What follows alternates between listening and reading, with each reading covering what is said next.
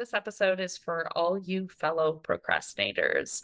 And if you're someone who doesn't procrastinate, please reach out and tell me your secrets because I am definitely impacted by procrastination.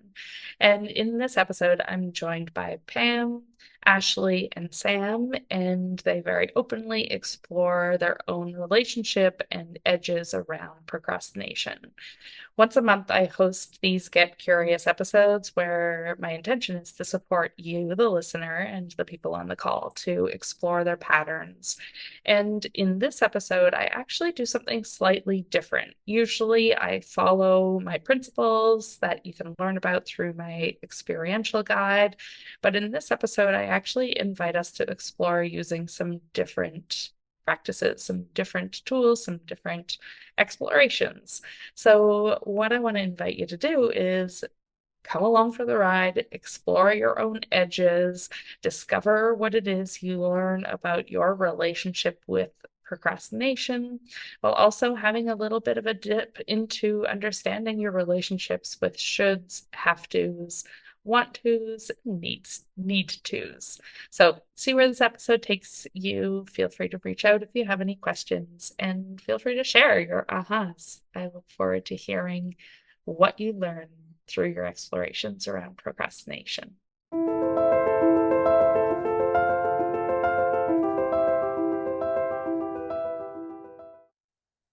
So, procrastination to me is such a fascinating word in itself. I believe I have yet to meet anyone who doesn't procrastinate, but maybe I'm just hanging out with the wrong people or the right people because we all procrastinate. We can all get each other. But I want to really invite us, even before we dive into this conversation, to pause and notice what even shows up for us around the word procrastination. Um, I know for me, I'll just share and I'll maybe get before everyone introduces themselves. We'll actually introduce ourselves this way. It's just like when you hear the word procrastination, what happens? What do you notice? So for me, I I feel like the shiver go through my body and I feel myself wanting to retreat and look another way and procrastinate, even exploring procrastination, which is quite interesting. So I see some head nods going on, but that's my experience. And those listening, I want to really invite you to just like procrastination is such a big word that we already have so much entangled into for most of us, some of us. So I'd love to start to have the three of you introduce yourselves and just share a little on the word procrastination, what shows up for you.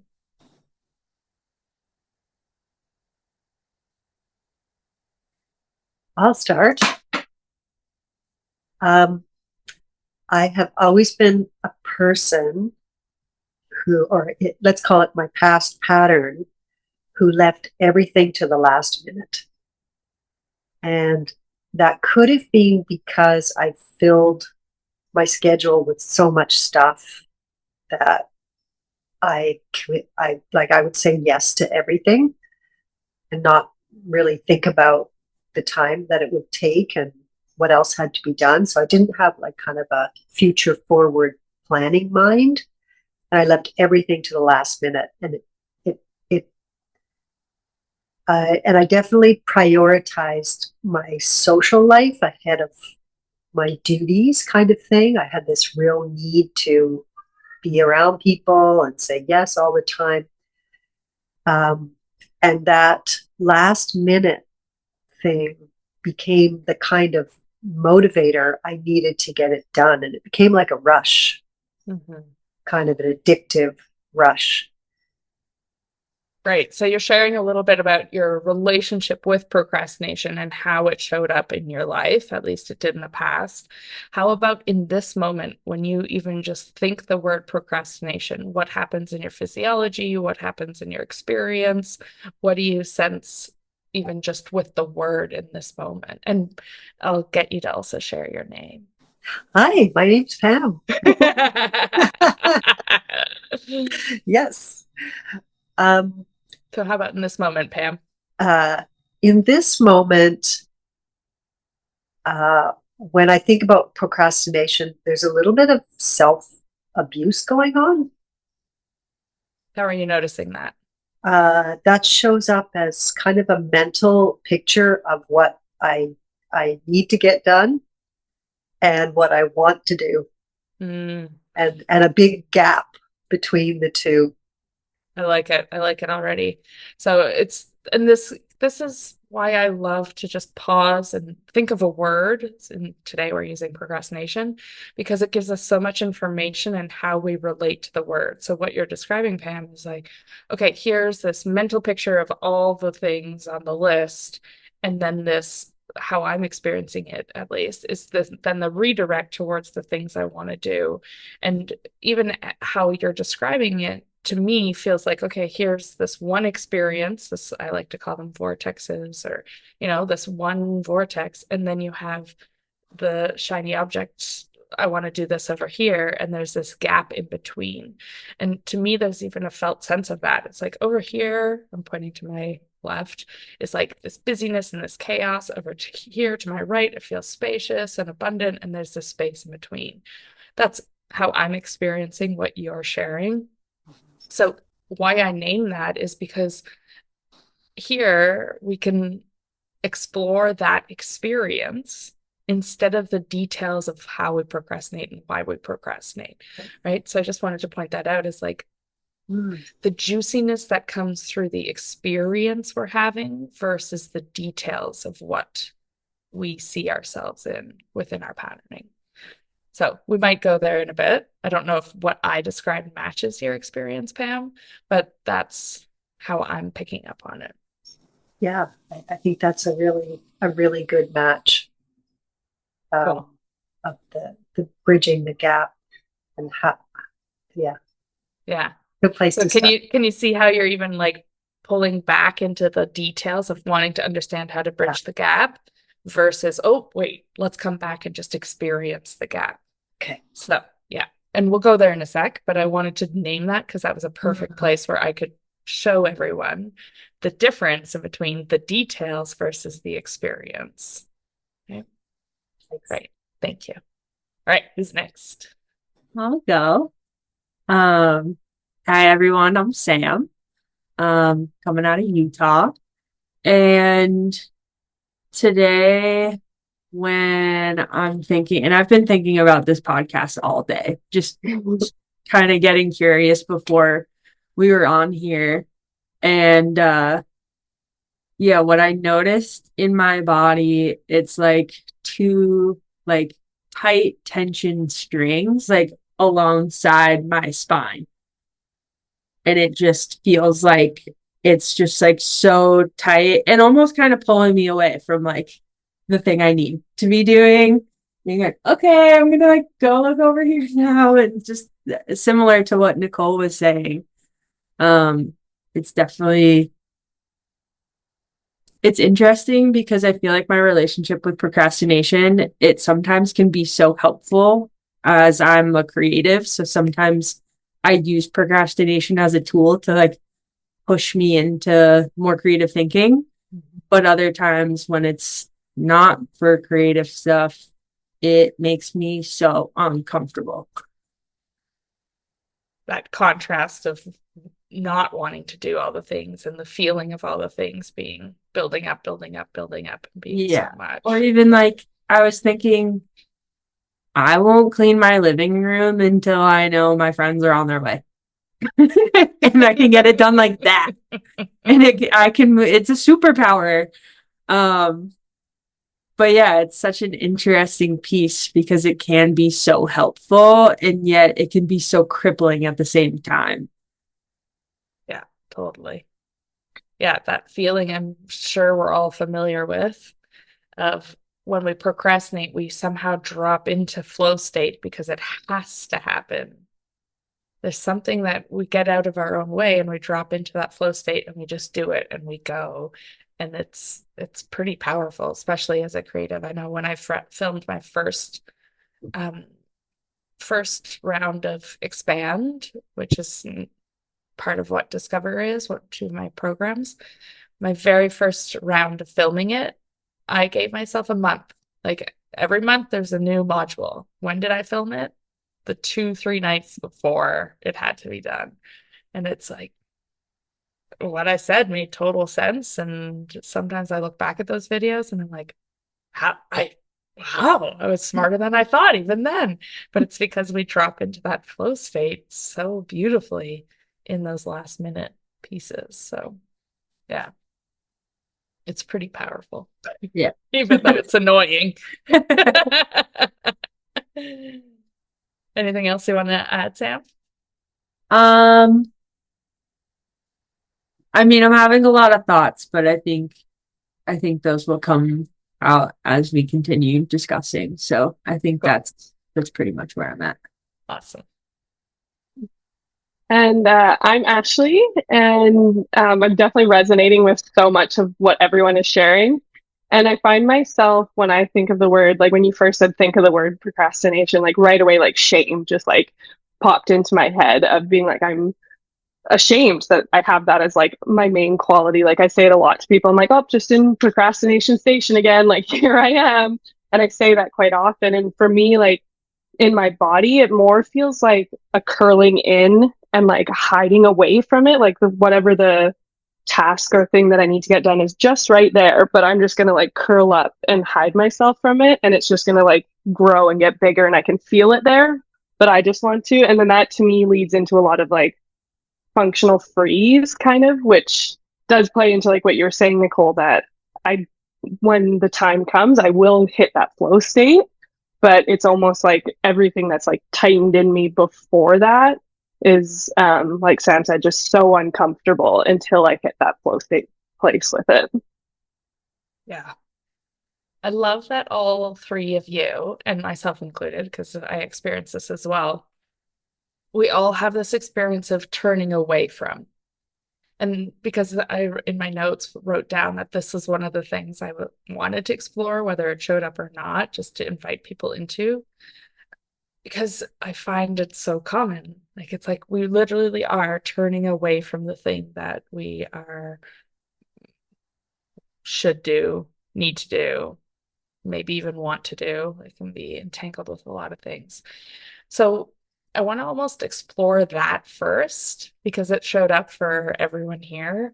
And hopefully those listening, you can also relate to, the thing that, like Ashley said, is sitting right there, but I'm turned away from it. And then that thing just keeps building up and building up and building up. And it's like our relationship with it is to want to turn away, yet it's there and it just keeps getting louder often, right?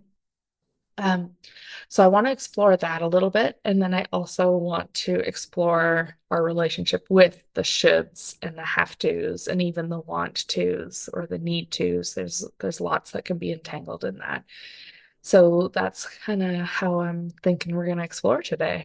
So let's play with that and we'll go from there. And those listening, I encourage you to follow along with this, especially with this looking away thing. Uh, this is something I'll use quite often for many different things that make us feel uncomfortable.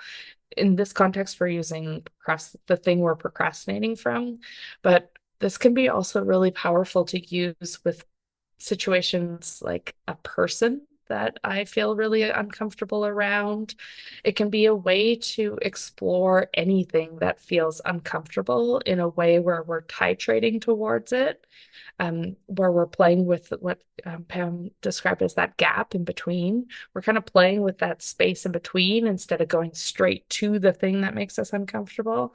We're going to move towards something, but just a little so we can ride some waves of the discomfort instead of just be like, that's too much. I need to move away from it. So, what we're going to do today is something that can be done in many situations that make us feel uncomfortable. So, this I love this piece because it's just so fun to play with and something we can all do on our own. So I'm going to invite us to notice, like, where is it easier to put your attention or to look? So, we've got, and if it's helpful, you can think of a thing that you're procrastinating on, but sometimes you don't even need that. It's just, again, like we started, the word procrastination, and it's like, oh, there's the energy of that. But if I'm over for me at least, it's to the right.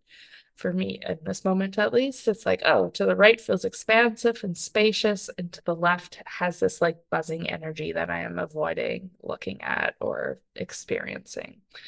So I'll just invite us all to just check in, like, where do you notice what I'm calling spaciousness, and where do you notice the thing that causes some sort of tension or anxiousness or busyness or stress or whatever it is? And feel free to share. I'll get the three of you. I just briefly shared my experience, but anything you're noticing and like where you are when you're avoiding and where you are when or what you notice about the thing you're avoiding. I'll start. I liked what you said about like looking away, and I really do feel that physical turning away from. Like I have a list here on my right that is all the things I have to get done this weekend that I can't do during the week when I'm working.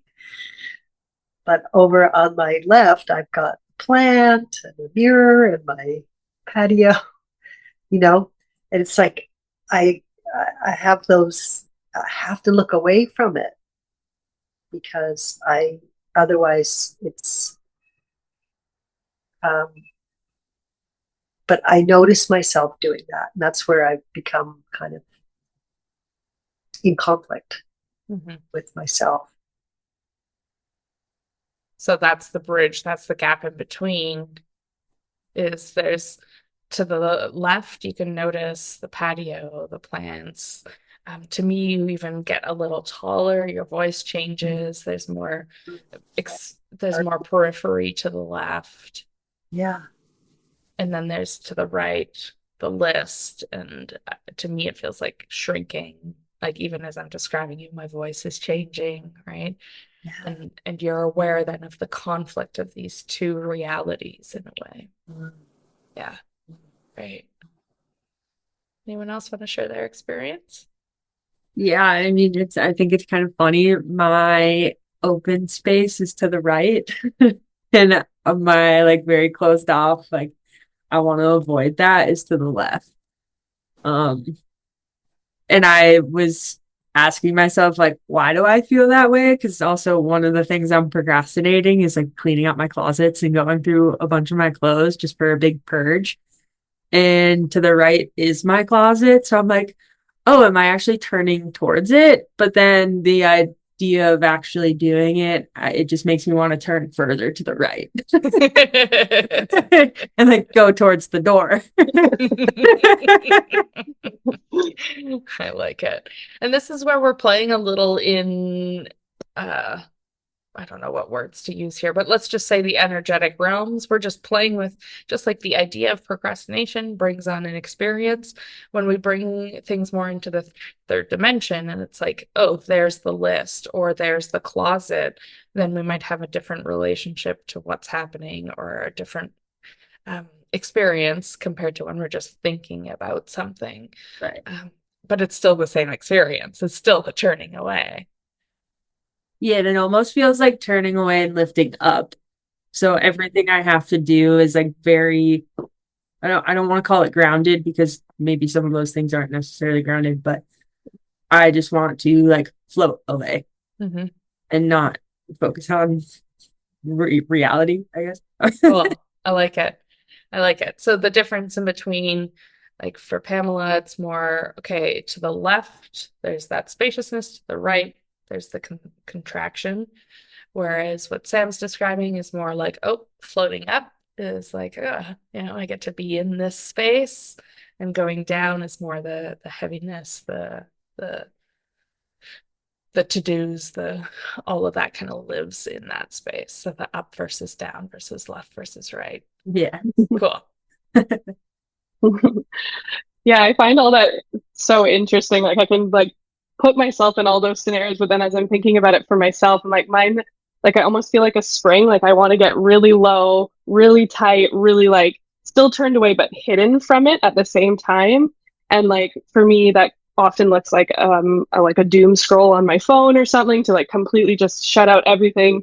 Wallow says the spring feeling of being like, if someone whispers of like, hey, I need a ride, do you want to get a coffee? Like any little whisper of something to spring out of, and like kind of similar to Sam, like spring out and over whatever is to what I need to get away from, I'm ready to go. But when I'm in it by myself and I don't have any plans or there's not a hope of a plan, I'm like, I just want to be super tiny, invisible, and like scrolling under a blanket on my phone so like the problem or the thing I'm dealing with like can't even see me.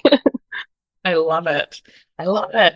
I love how they're also similar but different, right? These different ways that it's showing up of like, let me hide, which makes sense with the shame that you were talking about, Ashleigh, right? It's like, well, let me hide away from this. Let me not be seen in it. And then let me then jump over it and be distracted and anything to avoid the thing that's in the middle, either the tight coiling or the spring over into action where you can still do things, but it's just not the thing that feels all like, oh, yeah. Yeah. Cool. That's so fun. I love this work so much. So what I'll invite us to do next is, okay, we've kind of established where we feel more spacious or more avoidant of, right? It can be an illusion of it. For me, I can relate a little more to Sam, where it's like I'm distracting by kind of being up and playing and flowing, but in this expansive, more bypassy state, right? Um, but it can also be, as Ashleigh's describing, this kind of like hiding, um, compressed, contracted experience, but it's not. It's everything is an avoidance of the thing that we're doing or the list that we have.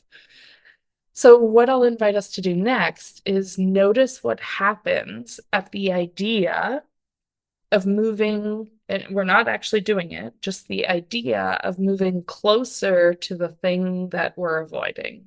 Around that? Yeah. A pretty vivid like ping pong match in my head. Because I've had experiences where the thing I was dreading was in fact horrible and I didn't want to do it. But I had to do it anyway. And there's also evidence of it really not being that bad. And it shouldn't have it didn't take that long. I shouldn't have procrastinated it because it took me 10 minutes or less. And I just like made a mountain out of an anthill. Mm-hmm.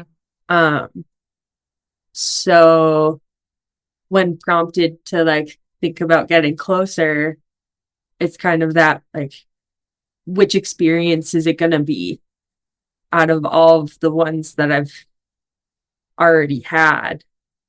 Is it actually going to be as bad as I'm saying, thinking it's going to be? Or is it, kind of going to suck? So, right now in this moment, does it feel like you could actually move closer to it without it being too challenging to do that? Yes. Mhm. There, So it's kind of like by exploring how I call it, like what I name this as, is we're exploring the edges, yep. right? We're exploring the edge where there's a little bit of a response, a little bit of activation, a little bit of, for you, ping-ponging in between the like, well, maybe this is challenging, maybe it's not, I don't know. But this ping-ponging that happens sometimes, and we'll see what happens for Pam and Ashleigh, but sometimes that whatever we experience at that subtle edge allows us to move through an experience, and then there's more capacity to actually turn towards the thing. There's going to probably be many different edges for us to explore. If we're really going slow and untangling what's involved here. Um, but just even using this as a tool of like, okay, here's the thing, and I'm going to just acknowledge the edge exists and what happens when I think about going towards the edge. I'm going to feel some discomfort. I'm going to feel something, and it'll either change and I'll be able to move towards it a tiny bit more before the next little wave, or it's like, nope, that's too much and I need to move back towards the distraction, the coiling, or the floating away, or Right. the moving into the expansionness over to the other side. So to me, Sam, it feels like you rode a little wave in that ping ponging, and the thing feels a little less intimidating, scary, more doable. Yeah, I think my mind also jumps to how am I going to feel after it's done? Mm, And that's a pretty big motivator for for me yeah, when it comes to cool. procrastination. Yeah. So that's great. That's a how I see that is it's a tool to support the process to happen, right? It's like if I can remember what I feel like after this, there's more of a container created for me to actually go into the thing because I know that this too will end. Right. Yeah, yeah. I'll ride through the difficulty of this into, oh, okay, that wasn't actually that bad, or oh, thank goodness that's done. Yeah. Yeah, yeah. Cool. All right, Ashleigh or Pam, you got an experience around what shows up around thinking about moving towards? You want to go, Ashleigh? Sure, I can go. I'm definitely like resonating a lot with the ping ponging idea because like when I thought about it and I closed my eyes and I dropped down into it, I like actually saw myself as the ball. And it was like, and the like, I giggled to myself with the prompt from Nicole just being like, we're not actually going to it, but we're just gonna think about it. And I felt like the ball go like super close and be like, oh no, no, remember we don't actually have to go do this thing. And I don't necessarily even have a specific thing that I'm like, oh, this is what I'm procrastinating about, but just the word itself was like going closer to it. But instantly had to remind myself that like we're not actually doing that right now. But I get this the same sense of like it's always this back and forth of I can be going to do this thing, but then my brain loves to rationalize like, but you have 3 days before it's due. Or if you do it, you have to do something by 5. So if you do it at 4, you still have an hour before you can get like I have all these like I can make a million excuses for why I can push it and keep pushing it and keep pushing it. So it still is like a way of like I'm closer to it, but I'm still hiding from it. Yeah. It's like I can go closer. So I'm curious in that comment of like, oh, but she said we don't actually have to go do it. Was there also an impulse to want to go do it? Like to dive all the way into it? Yeah, I think it kind of feels more like a little toy between like, yeah, I can go do that, or with a mix of like, I should just go do that. Uh-huh. So there's kind of a little bit of that, like, oh yeah, excitement, kind of like, yeah, and like I'll feel better after if I just go do it. But then also kind of like the once the should comes in, then I'm kind of like, but I don't want to. Uh-huh. Cool. I love it. I love it because you're what you're talking to is more of the entangled pieces. Because I had a similar experience to you where it's like, oh, when I actually think about moving towards it, there's actually excitement. Like I could move towards it. And there's that like, oh, it's actually not that big of a deal. I could just get it done.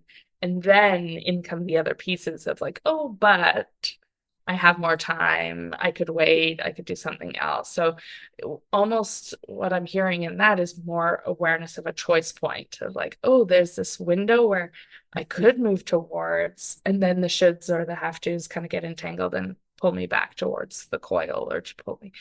Right. Mhm. So that's huge. That's awesome to be aware of that transition.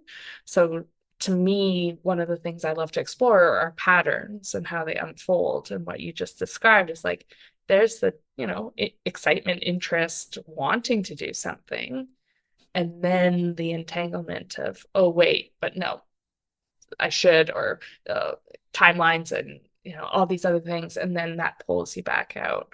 So there's a really cool untangling of that pattern that I can see in that. Mhm. Yeah, very cool.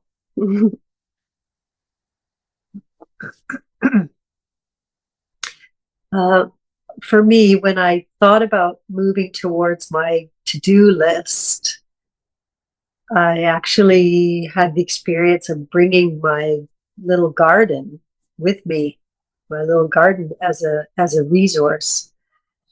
And there's like 20 things on the list, and I just thought I'll just do one, and then I'll go back to the garden. So sort of yeah, knowing I could go back to the garden a little later helped me, and I could break it down.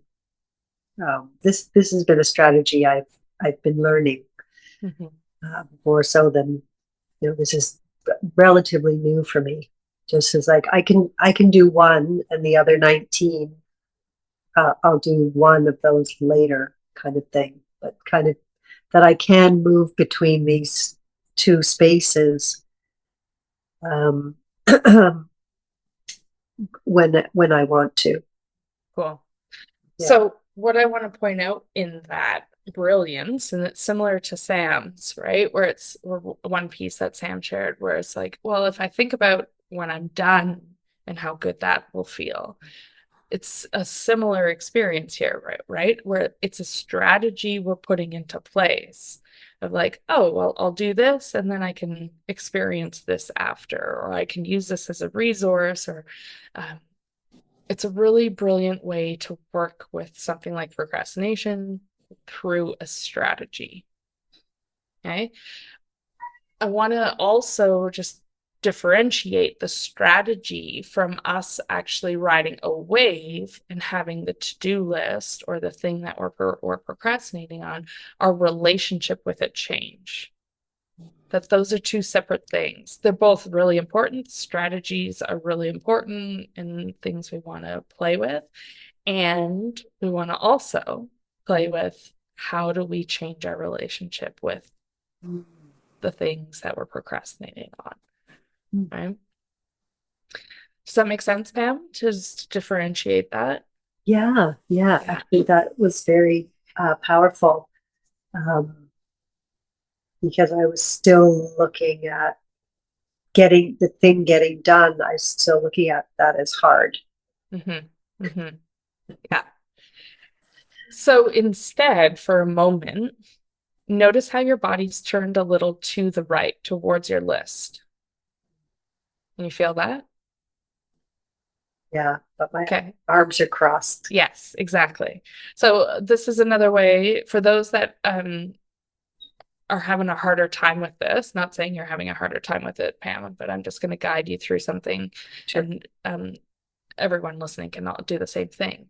But if you notice your body position towards the thing, whether it's the word procrastination or towards a pile of clothes on the floor or towards, your to-do list, whatever it is, if you notice what it's like to be kind of rotated towards it just slightly, and what happens if you actually turn your body away from it just a little bit?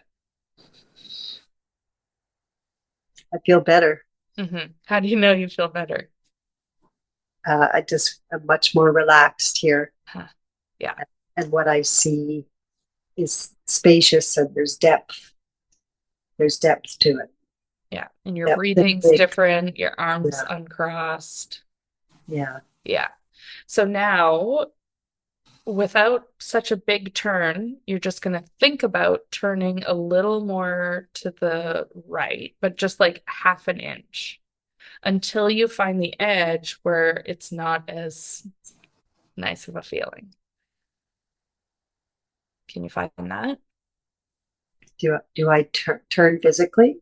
Well, see what happens at the idea of turning. So the reason why I like to play with the idea of turning is it allows us to really notice the nuances of what happens in our system.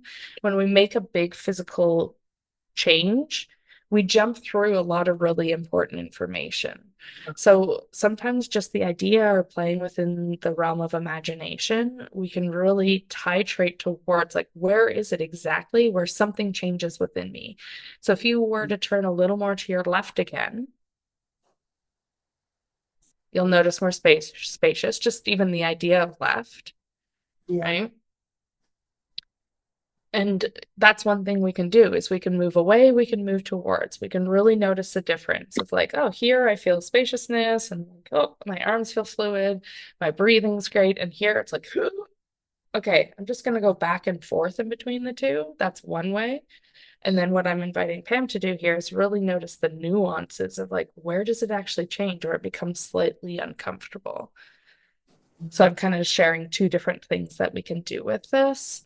Um, if it's hard to find the nuances which right now you're doing, and you're riding through a little bit of an experience. And I'm just going to name this for those listening. If it's hard to find the nuances of your system changing, sometimes it's nice just to compare. This is what the openness or more fluid or more spacious, whatever the word is for you, feels like. And this is what more contraction, limitation, activation feels like. And I'm showing my system, oh, this is possible and this is possible. And then what I'm inviting you to do is like really notice that edge. Yeah. For me, the spaciousness is when I'm, sort of at least 45 degrees from center, then I don't have the list in my peripheral vision. I feel, lighter, my heart is lifted. Um, I'm sort of more relaxed. And then what I just noticed was that the camera is the distraction, is the part of the procrastination. Ah, So when I come center on the camera, and this experience, I am aware that there's something I need to do after this.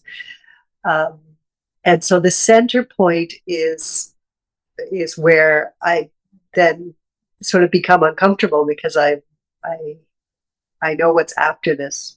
yeah, What perfect. comes in. So your mind knows what's after this. Yeah. Your system doesn't, Okay. right? Your system's just relating to this thing that feels like too much and too intense. And oh, but here I get to not be with it, right? And of course, everything's connected. But what you're doing here is you're noticing these flavors of where the activation begins, right?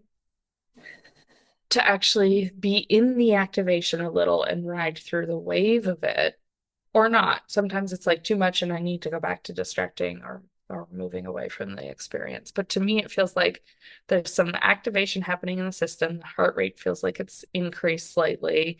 There's a little bit of discomfort, but there's capacity to be in the discomfort. And what I'm going to encourage is just see what it's like to actually just stay in that, the heat of your body kind of amping up a little. So this is your system moving into an edge of discomfort. We don't have many details. We don't need to know, but we're really allowing your system to feel uncomfortable without needing to distract or move into the logical planning mind of, okay, we're going to do it this way and this way and this way. There you go. So can you feel how now that's starting to settle? And those listening are probably like, what's she talking about? But this is the joy of my ability to listen to people's systems, is to notice these subtle changes that are happening. And can you feel maybe I'll get you to describe a little, Pam, what's happening for you? Yeah, the discomfort is all in my torso, like my rib, below my rib cage. It's a really, really tight feeling. So I'm just offering it some support. I'm just touching that area, offering it support. Okay, I'm gonna get you to pause for a sec. Okay. I'm gonna get you to not support it. Oh, So this is great because we so often, when we feel discomfort, we try to fix it through strategies, through all these different, practices, but we get in our own way by doing that. Sometimes it's really important, but that edge where there's discomfort and we want to try to self-soothe ourselves, sometimes that edge is really important to actually feel to move through the discomfort. Your system knows what to do if you get out of the way. Can you feel how there's a little something happening there? you could edit this out, but I don't like that you're taking that away from me. Uh-huh. No, I I don't don't. You like don't have you. to edit that out, but Yeah, because I'm pretty sure you're not alone. my body is saying, don't take my soothing away from me. Uh-huh. Yeah. And this is so huge. And you're, of course, welcome to go back to soothing. And I really appreciate you sharing that vulnerable place where it's really scary to be in this place where our system feels like we're going to lose control. And we're so dependent on the ways we self-soothe ourselves, right? And thank goodness for being able to self-soothe and rely on our resources and our coping strategies and our ability to distract ourselves from feeling these uncomfortable things. And what I'm inviting us to discover is that's actually how we get in our own way from healing these deep, deep-seated patterns that we're stuck in by adding a pattern that supports fixing it, right? And that edge where there's this discomfort is where there's real valuable information for us to move through. And what we discover on the other side of that is often quite profound. So for you, Pam, does it feel like something else had to come in to self-soothe? Does it feel like you moved through the wave of it and you've settled a little? Are you still in it? What's your experience? I've moved to a different plane Mm-hmm. um, of some true feelings Yes. that are associated with that tightness and constraint and having been controlled. Yeah. Yeah. Yeah. Beautiful. So That's huge. I'm being with that and my right to be angry Mm-hmm. and, you know, um, feel the rage and anger that I didn't feel in my old stuff. It's old stuff. Yeah, exactly. That's so huge. Yeah. Thank you for being willing to approach that edge. I Yeah, that's huge. feel better. Funny how that happens, hey? Yeah. So that was a beautiful example of actually moving through the experiences that lie deep within our system, right? That we so often jump to cover up because it feels too uncomfortable to move towards. We procrastinate moving towards them. But not on purpose. It's usually because something else comes in and it's like, that's too much. I'm not going there. Let me self-soothe. Yeah. So, I mean, I want to give you the space to settle a little bit more, Pam, because to me, it feels like there's a lot still happening. Um, and you don't have to share this, but feel free. Noticing just how your relationship with the to-do list is changing. Yeah. It changed a lot. Yeah. The to-do list is in the present moment. The discomfort was in the past. Yeah. Yeah. And that discomfort has changed. Yeah. I'm still experiencing the discomfort, but I Yeah. see the difference between Yeah. the two. Yeah. Yeah. That's great. Feel the difference between the two. I can look at it And as it's just not a as entangled. piece of paper. Yeah. Yeah. Yeah. Yeah. Beautiful. It's And so cool sorry to interrupt, but it's so cool to see, like, even when you turned and looked at it, like before you were doing that, you can see a tightening in your body or something that didn't happen when you just looked at it. Like it's so Mhm. visibly different that I had to Yeah. call it out. Because yeah, that's really cool and powerful.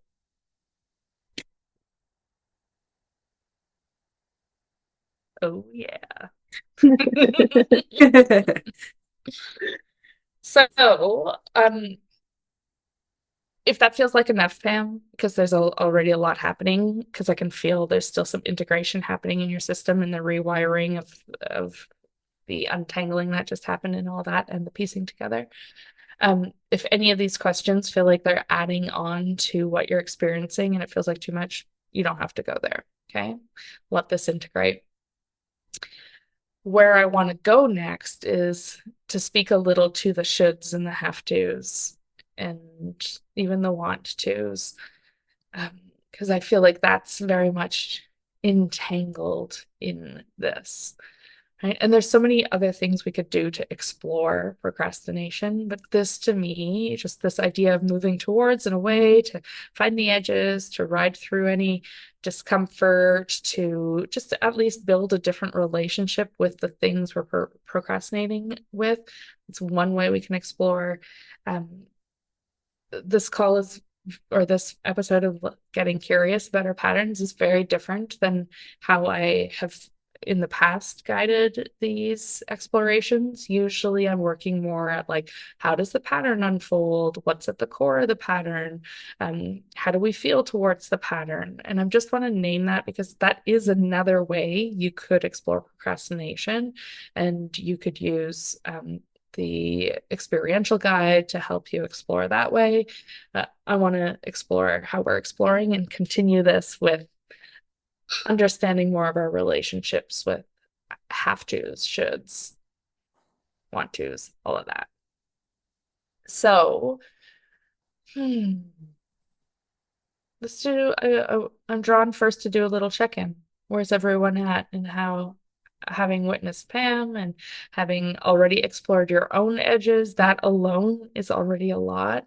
So just do a little check-in. How are you in this moment? What are you noticing before we dive into the next exploration? You can even notice how your to-do list or the thing you're avoiding feels, if it feels different. Yeah, there's a few things on like my mental list that don't feel as overbearing as they did in the beginning of the call. Mhm. Um, taking what you were saying to Pam and applying it to myself as she was experiencing that, it it was really cool to find the edge wasn't necessarily as scary as I was making it out to be. Like it wasn't, I was able to cross into it easier than maybe I had thought, Mhm. if that makes sense. Mhm. It's similar to Pam's experience where it's like that edge feels so scary or so uncomfortable that something has to come in to distract or soothe us from feeling those edges. But when we actually give ourselves even a split second longer to explore the edge or be in the experience of the edge, it's actually not as scary as we perceived it to be. Right. It And was then, it was back in the day when we got stuck in and entangled. That experience is scary. Don't feel that ever again. That feels like too much, right? But now there's a different ability to move right. towards that. And there was like a part of my body, and it was like right here where I even went to self-soothe. And I swear it was like a minute, maybe even 30 seconds before you prompted her to stop the self-soothing. And then I was like, oh, that's what I was doing. Like I was reaching for that spot because I was uncomfortable. It's just like Right? Catching those pieces. Yeah. I love it. Thanks, Sam. yeah. Yeah, and for me, it was, I mean, quite an honor just to like watch Pam, you like put yourself through that and like stay with it and stay with the prompts that Nicole was giving you. And again, like Sam said for me, like turning some of the words that were being said into like my own, like how I can see my procrastination. And the thing that I noticed for me is like a weird sense of like joy towards it kind of came out, that like there was like that, like for me again, that spring idea of like there's a playfulness with that for me. So I felt myself literally like wanting to scoot my chair a little bit closer and like get into like the meatiness of all of this, and like an excitement that, like Sam said, that edge is there, but I'm not like, it's not terrifying. It's, I'm kind of curious to see like how my little toes can like get to that edge and like see what's on the other side. And like just like felt, and I think similar to what Pam had said, like it just felt way more present than thinking about things as like all that stuff was so a past pattern, or like where did that start? Whereas witnessing this made me be like, oh, I'm here. Even though if there is a procrastination or two, it's like I still don't really have to, like I can be right here, right now, and have this bit of like playful energy towards exploring what I'm procrastinating from, and even bring that kind of energy to, if it's making my bed or cleaning my room, like I can bring that playful like energy to it. Beautiful. So what I'm drawn to doing instead is let's stay with this. let's stay with these edges that we're exploring. And maybe the shoulds, the have tos, the want tos they already are entangled in this, but I'll see if I can catch them a little bit more, and maybe we'll go to it at the end. And if not, it can be another episode. Because um there's so much to explore just in these edges. And what what Pam experienced is an already untangling from the shoulds and the have tos. Am I correct, Pam? Yeah, I definitely have more spaciousness around the list, and there's nothing on there that I must do. Yeah. Yeah, Yeah. So the relationship with the shoulds, the have yeah, tos, get it done by the end of this weekend. yeah, There's a change already happening yeah. in that. So let's keep exploring the edges, and I'll just invite us to be aware of what's entangled here. And then I might leave one last exploration for us to consider at the end that we can all do on our own time, because this is already a lot. I want to name this. Exploring our edges like this is a lot, and there's so much information we can gain through it. So, Ashleigh, I like how you talked about like the curiosity and the excitement to dip the toe over the edge. And I wonder if you want to even just play with that a little, just this awareness of the edge and moving towards. And when there's excitement present, it's probably going to be a lot easier to move towards the thing. And then what I encourage you to notice is, at what point does it become more fear-based or activating in a different way than excitement? Because excitement's still an activation. It still involves sympathetic tone, but there isn't fear there.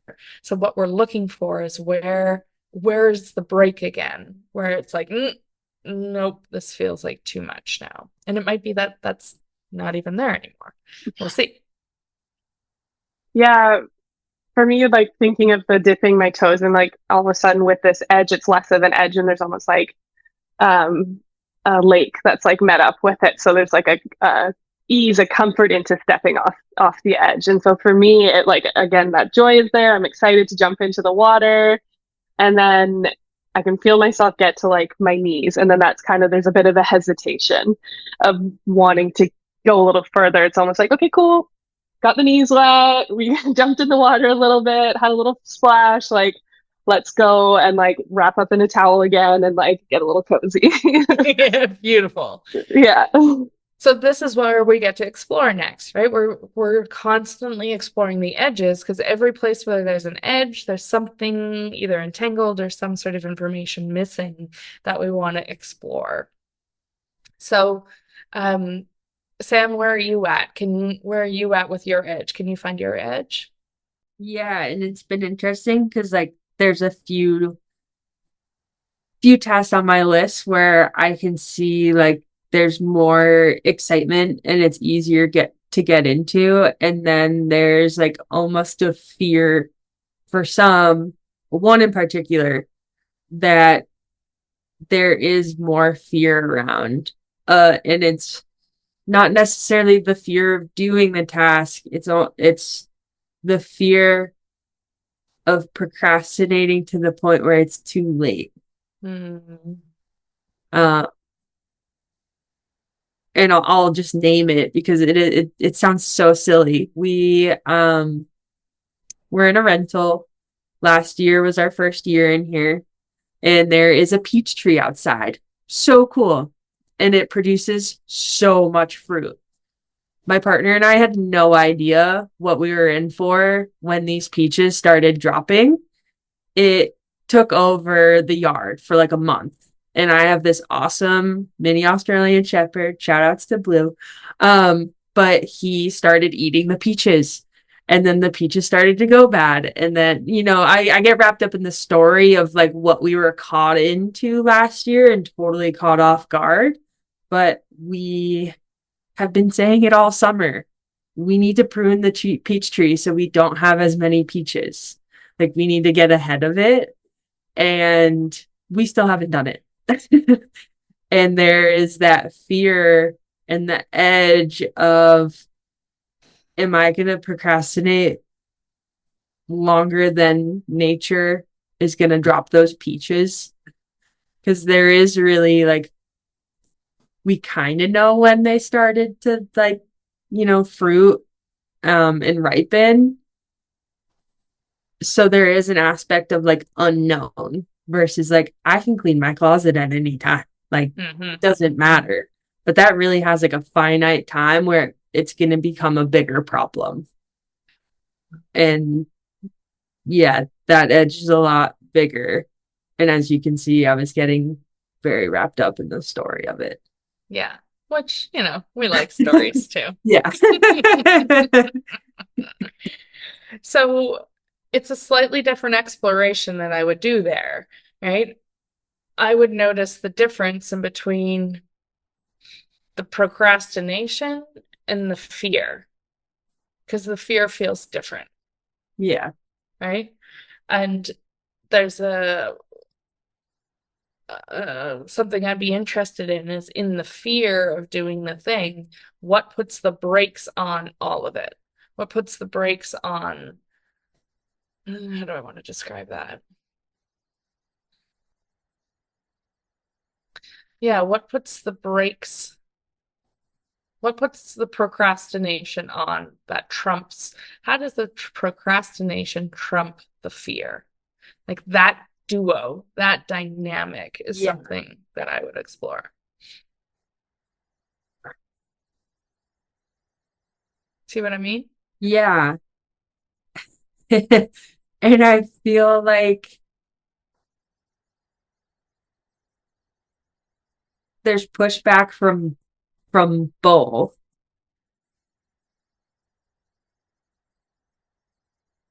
So see if I'm going to go back to Ashleigh for a sec, and I'm Yeah. going to just get you to go back and forth in between this is what the fear feels like, this is what the procrastination break feels like. This is what the fear feels like, because they're like two different characters in a way, right? Right. They're two very different experiences. So just go back and forth and acknowledge the fear exists, and then acknowledge the breaking procrastination exists, and then notice if they know each other. Okay. Okay. Yeah. So we'll come back to that in a sec. Cool. Ashleigh, does it feel like you could go further than your thigh, your shins? Uh, yeah, just I'm a very visual person in my head. So like the second Yeah. you said it, I was like, oh, that's really weird. I'm up to my thighs. Like I didn't know, but I'm just standing here up to my thighs. Yeah. Like without even thinking about it, I just was already there. I just was sunk in a little more comfortable. That's what I figured might happen. Yeah. That's awesome. Yeah. So this is a great example of what I had mentioned to Pam was like go in between. Like, you know, I can be under the blanket or I can be knee deep, thigh deep. I can be, right? It's kind of like, yeah, you have that option to go back into the spring curling up, hiding under the blanket, being the security of that. And you're discovering this edge where you can go a little deeper and I'm actually okay. Right. So you're demonstrating a different way of working with the procrastination. Pam hovered at the edge and rode through a discomfort there and the fear there, moved through some anger there that wasn't available to express in the past. And that has changed the relationship with the to-dos. Right.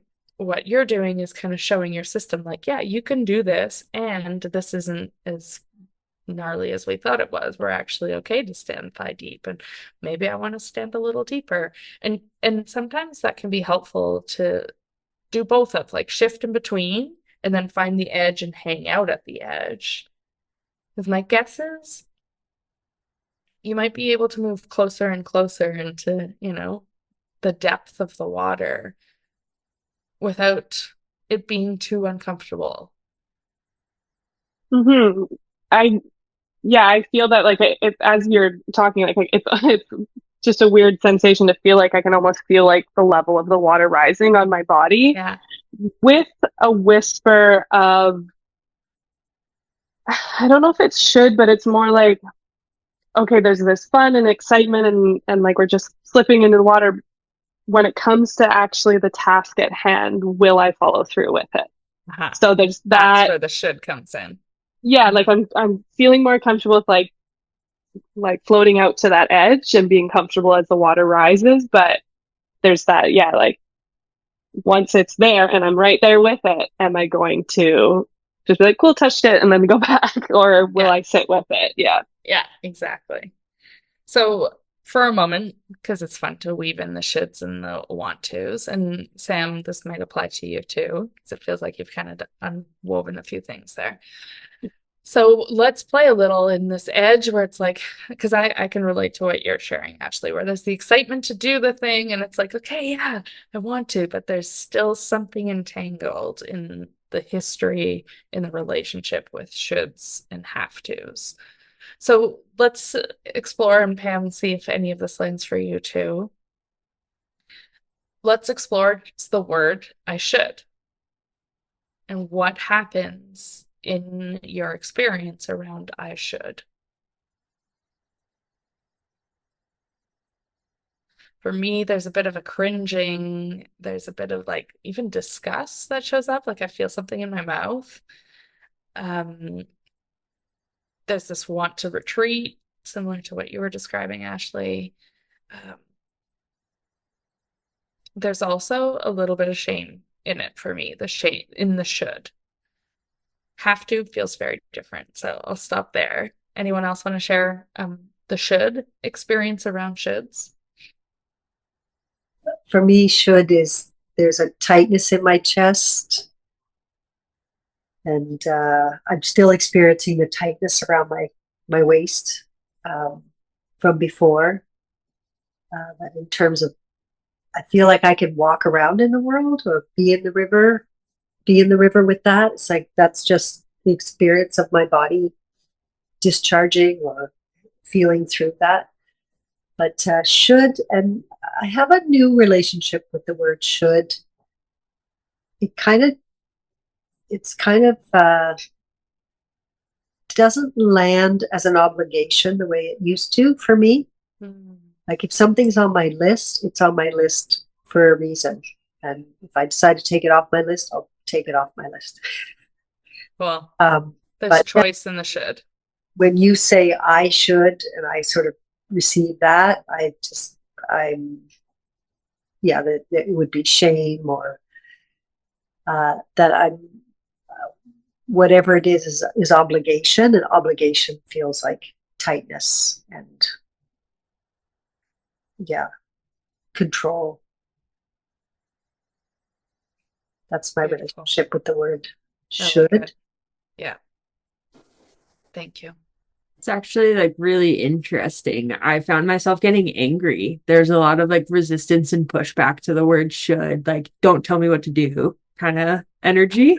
Yeah. Um, a bit like rebellious, almost as if procrastination from the should is that rebellion of like you can't tell me what I should and shouldn't do. Um, and then there's shame because there are things I know that I should do. And it also just kind of makes me think. I was working with a group, and there was this one group call that there was a lot of shoulds getting thrown out. Oh, I should do this. I know I should do that. And it got to the point where we were like, we just need to stop shoulding ourselves. The um, best. Yeah. so like that kind of like helps relieve that, like cutting that anger with humor. Definitely relieves the feeling that was showing up in like my lower spine. Um, but yeah, the initial reaction to that prompt was anger and rebel. I like it. That's what I get for have to. That's what shows up for me for have to. Mm. It's like, don't tell me what to do. Mm-hmm.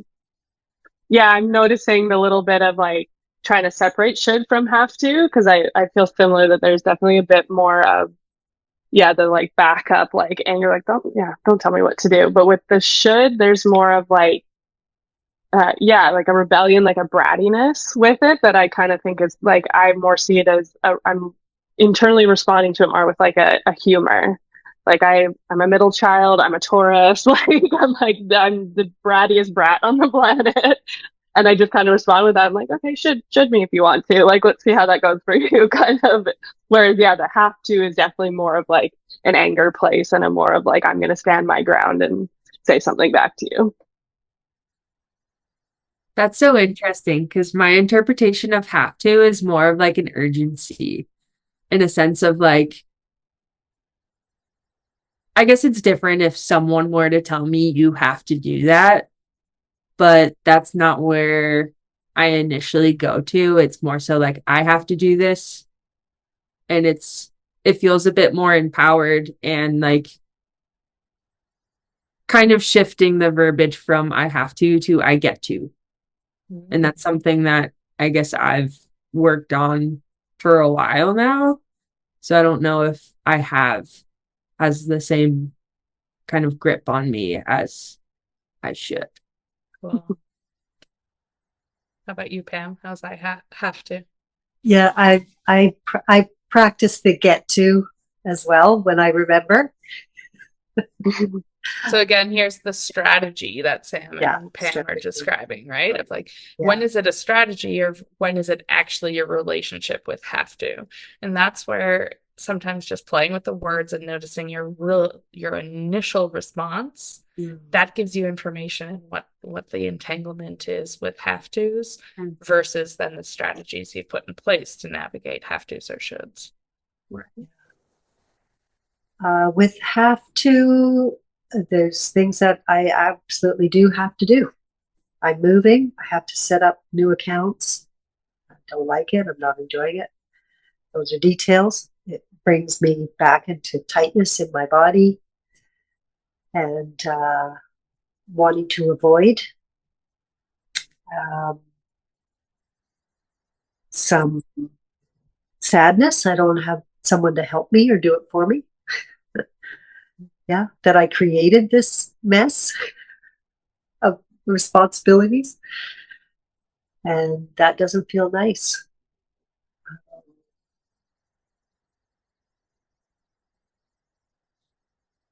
Yeah, Mhm. there are things I have to do. Yeah. It's quite interesting. And I want to throw one more in for us to explore. But what I want to invite is like, we can do a deep dive into shoulds and have tos and want tos. There's a lot for us to uncover in this. So the last one I want to add is I want to. What shows up around wanting to? And you'll see we all have slightly different experiences based on our history, what our relationship with these words are. Mm.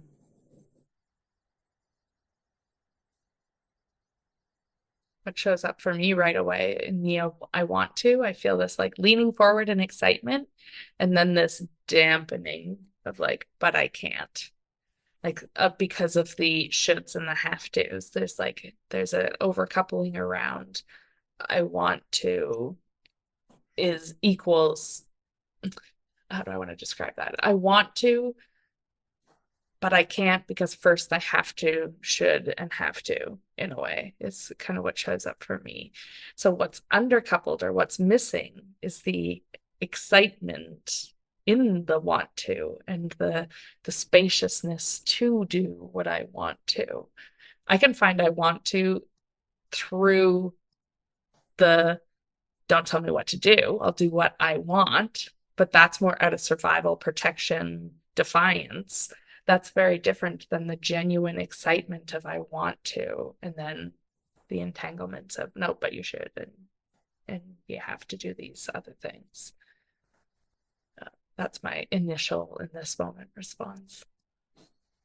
I feel like I resonate with that in the sense of like there's that initial like lean forward, there's a lot of excitement.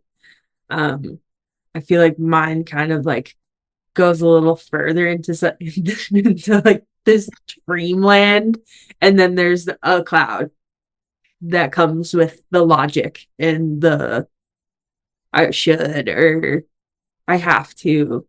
Um, that kind of rains down on the wants.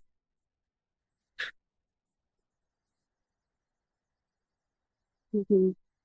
Yeah, I resonate with both of that because I found myself judging when I was like, oh, I want to, here we go, like let's step into the field and let's go do it. But then I felt that like all of a sudden I was like a hand pushed me like, but no, just go back to the couch and like hide from it though. And I found myself judging that, being like, but you want to go do it. Like you have this expansiveness, go do it. And so for me, it feels exciting. And then that's where that bit of like, but will I take the action to keep going with that want?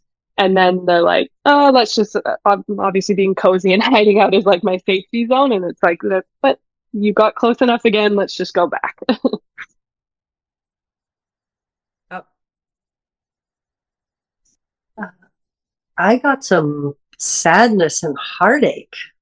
My heart broke for wanting something. Like I don't have a right to want.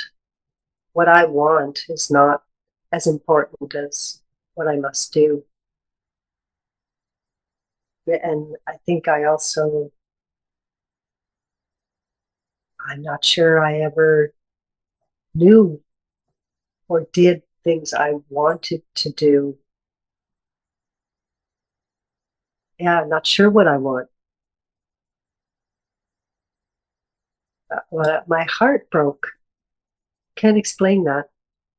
well, Francis Weller, someone I highly suggest checking out, especially when working with grief and sorrow, speaks to the five gates of grief, and one of those gates of grief is not um, receiving what we expected, right?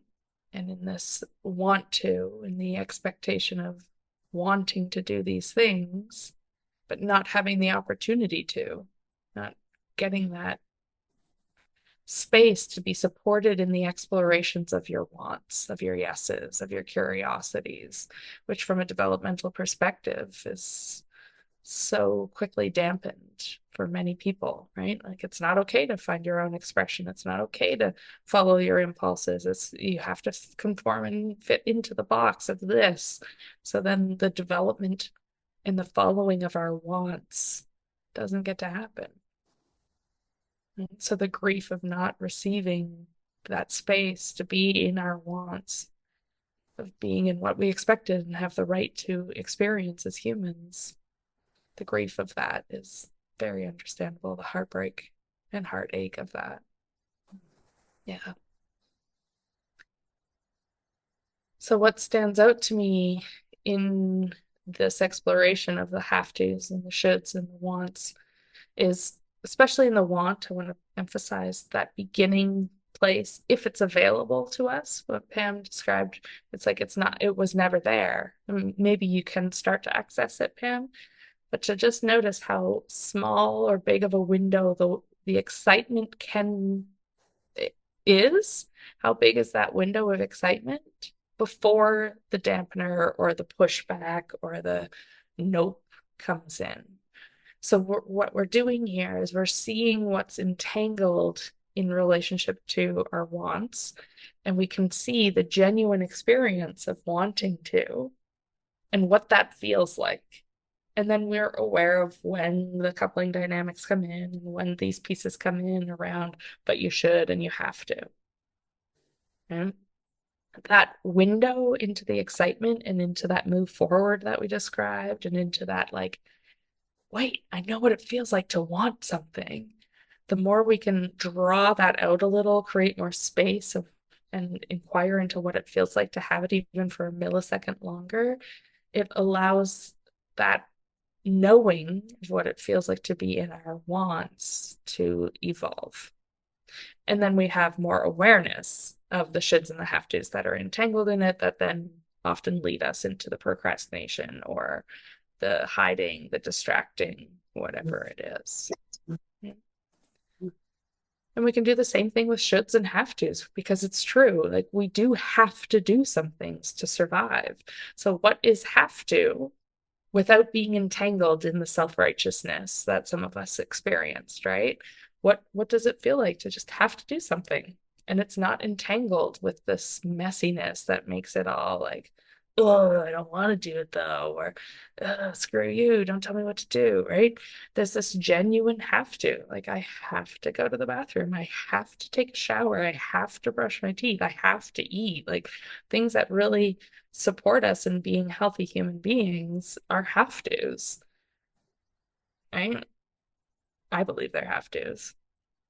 So to notice the quality of a have to without it being entangled, to see if you can notice the whispers or the larger periods where those have tos exist as a genuine have to that's not messy. And same with the shoulds. I don't know if the shoulds are quick clear to me yet. I don't know if shoulds. Is there a healthy should? I don't think there is. I think it's just a have to and I want to, or a need to. We could add need to into this too. But any comments on shoulds? Is there a healthy I should?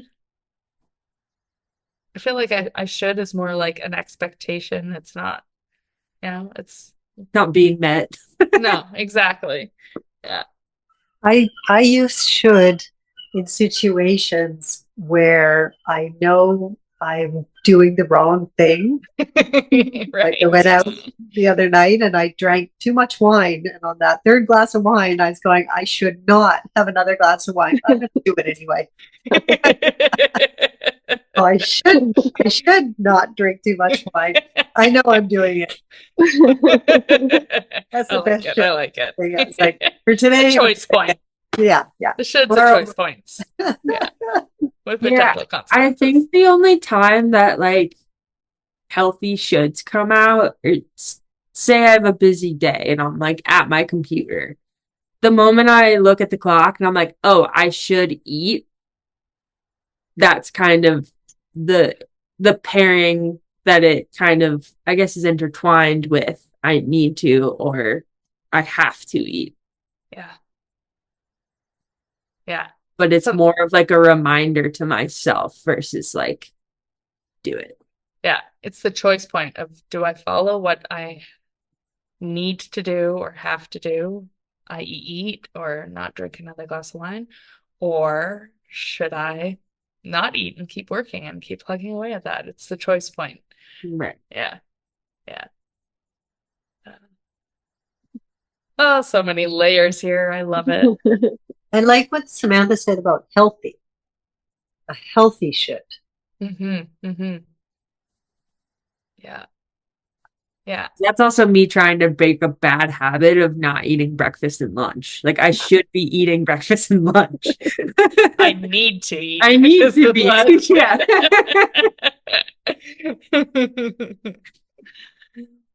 More on shoulds coming soon. We